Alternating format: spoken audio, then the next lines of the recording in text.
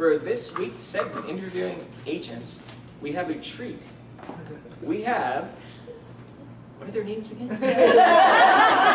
Larry, Curly, and Mo. No, that's not true. We have three distinguished. We have three distinguished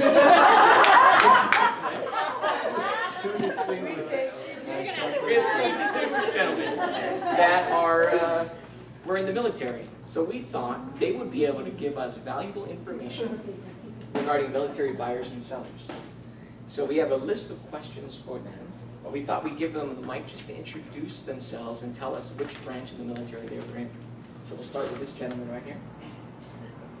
Sean, Navy. Hey Curly, hey Larry. U.S. Navy. What's your name? Air Force. Oh, Rick. I'm Scott, I was a Marine. We gave him rides everywhere. Right, so your first question is, what are some of the factors military buyers must keep in mind when purchasing real estate? Who wants to tackle that one? Okay. Well, Scott. I think one of the most important things you have to remember is that it's not forever. When you get stationed here, it's going to be 3 to 4 years, unless you get a homestead, and then you're off to the next duty station. So it has to, if you buy something, it has to be sellable. Okay. Anyone else have? Oh, that covers it. Covers it? Okay. John, you're good? Right, so I have a question for you then. I'm going to put you on the spot, Sean. What is a PCS? I've heard that over and over. PCS. PCS is a permanent change of station. Every service member is going to transfer on a regular or irregular basis. It's called PCS. How does that affect real estate? It doesn't affect real estate at all, but it does affect the real estate owned by the service member. They have to sell it quickly or put it on the rental market, and a lot of them are getting more and more educated to the point where they're looking more towards, is it going to be rentable when I leave? How long am I going to own it for? And what would be the potential resale value upon my PCS?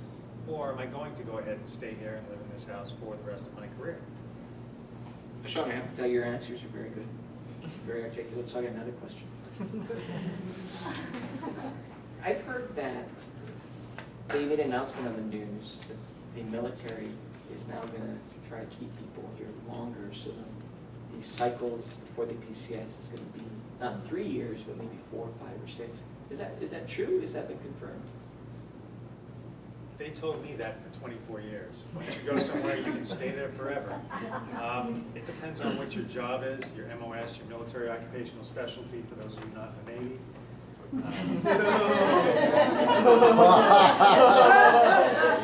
This is fun. So I have another acronym. Rick, maybe you can help me out with this one. It's BAH. Oh, let me help. B-A-H. What is B-A-H? It's a basic allowance for housing. You, as an enlisted guy, you don't get too much if you're lower in rank. As an officer, you're going to be up in the like $3,000 range. So you can use that money to rent a place if you're renting, or you can use it as for part of your mortgage payment if you buy a place. So you get that every month, whether you want it or not. Okay. Whether you want, would you not want it? No, you would want that. Okay.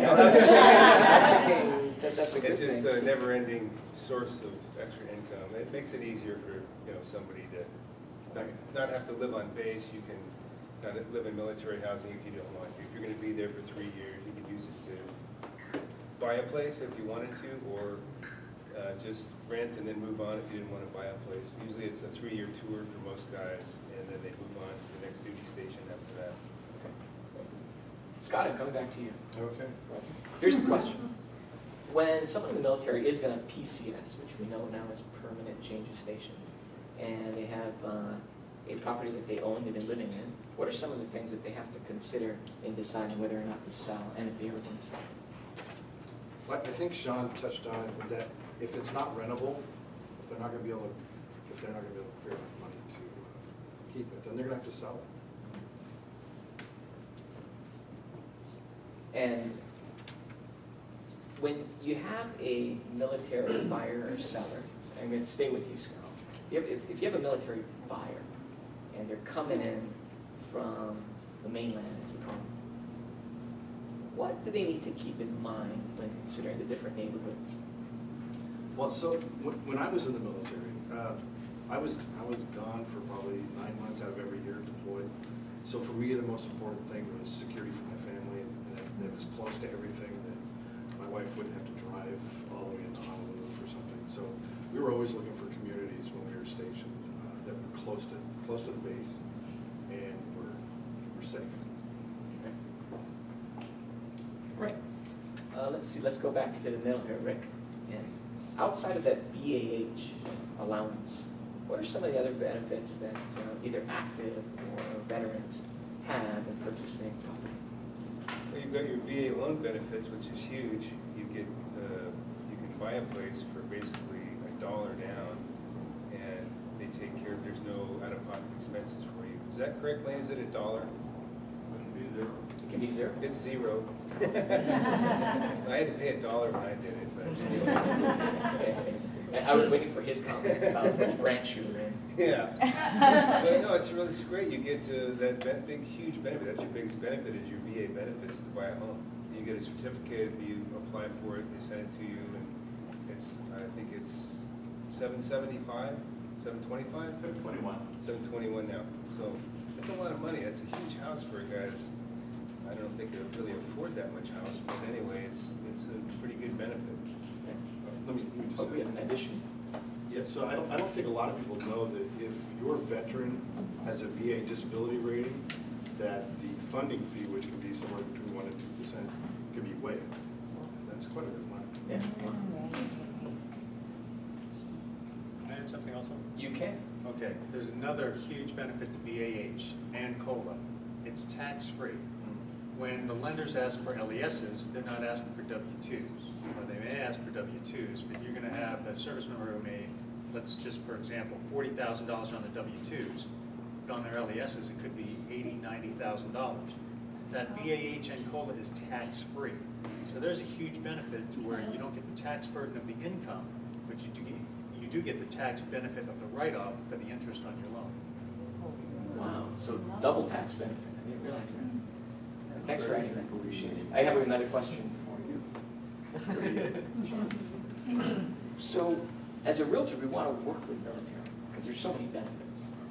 Where do you find potential military sellers? Where would you go and target them, find them to get business, get the listing?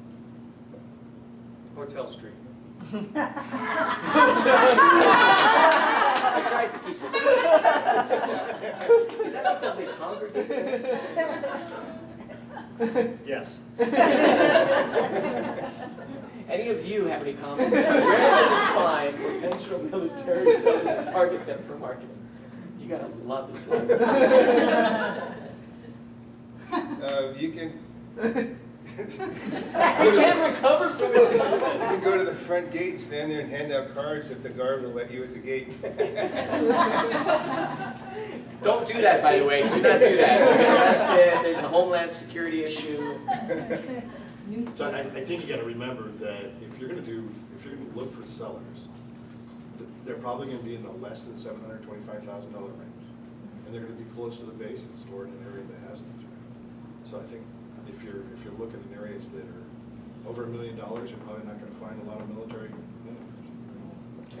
Well, we discussed doing advertising in the military publications like Stars and Stripes and some of the local, a few months ago we were discussing how to advertise in there, but I don't know if it's one option, but it's, you've got to put some money out to do that and keep it up consistently.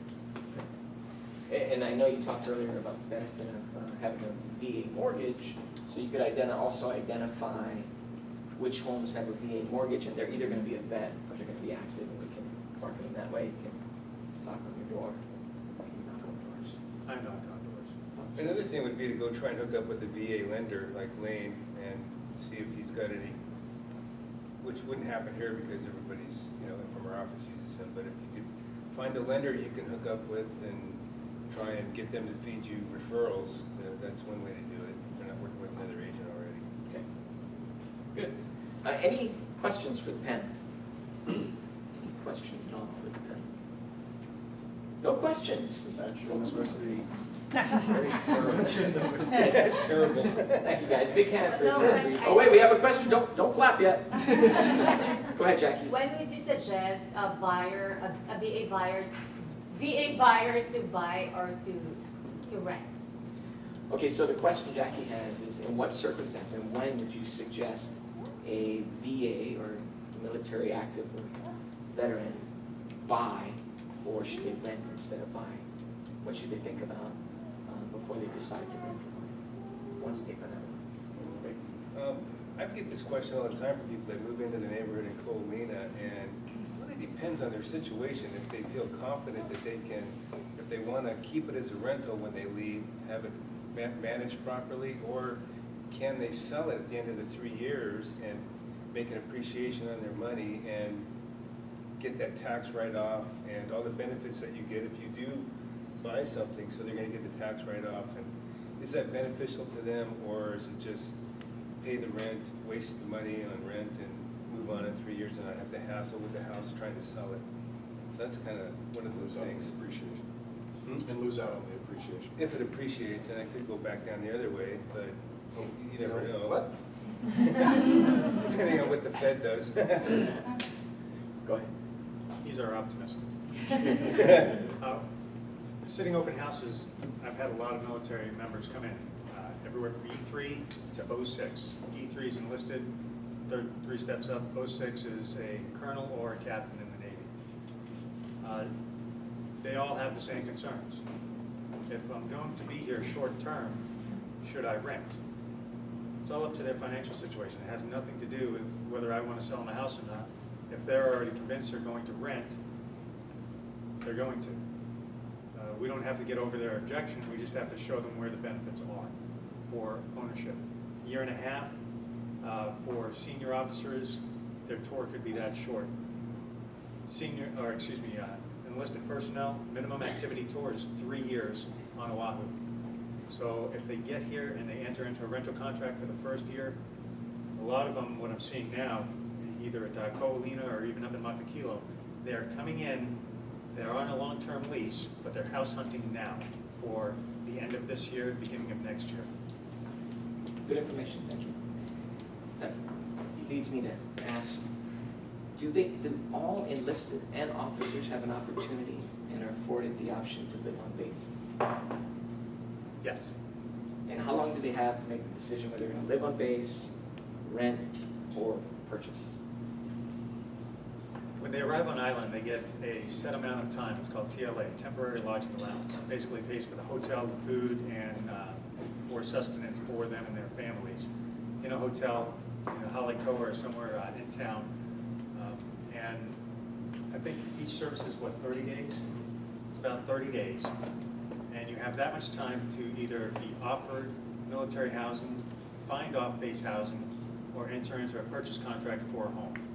We were on island 10 days, put one offer on one house, and they told us we had to move into Navy housing because they offered it to us.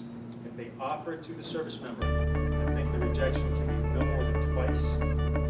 And if they say no, the temporary lodging allowance will stop, and then the housing is on their own. But the AH at that point does pick up. Very good answer, thank you very much. So I want to thank Scott LaGroux, Rick Doyle, and Sean Ferguson. Now you can clap.